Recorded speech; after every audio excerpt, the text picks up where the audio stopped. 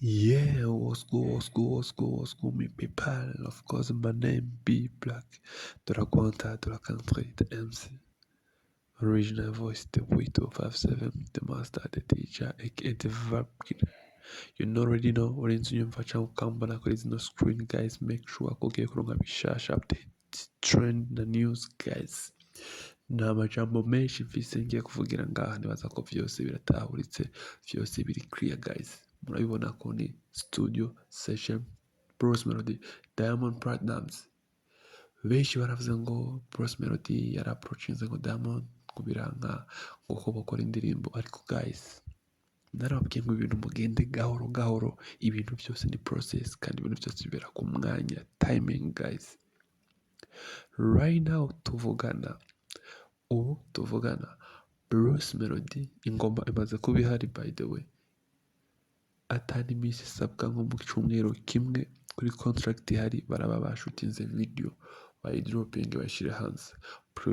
Producer yakoze indirimbo ni S2 Keys, muramuzi ku piano akoze ko, guys. So make sure ko indirimbo igiye kuza, guys, igiye guhindura ibintu. Bruce Melody nawe si umwana, arazi neza ibintu bigomba gukorwa, yitabaje kuri stilo, ku ikaramu, ko indirimbo agomba kuririmba igomba kwandikwa na Kivumbi King. Nibaza ko mwamubonye ku masanamu ngahanye. Kivumbi niwe yanditse indirimbo igiye gusohoka ya Bruce Melody na Diamond Platnumz.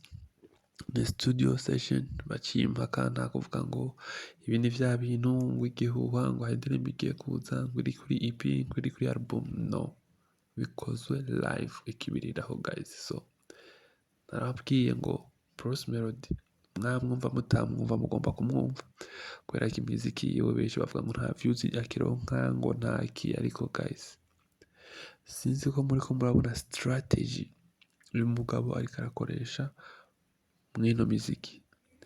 Ntiyitayeho views, ntiyitayeho abamuraba, ntiyitayeho iki, ariko ariko arakora global music, ntakora umuziki wo mu Rwanda gusa, ariko akora imiziki ya hose, guys. So guys, make sure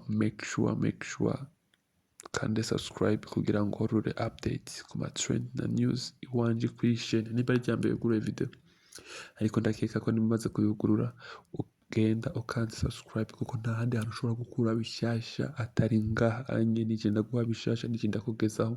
Murabona the vibe iri muri studio, murabona Bruce Melody, Diamond Platnumz, vibe barimo. So make sure tuhure mu zindi content ndaku updating. Stay tuned.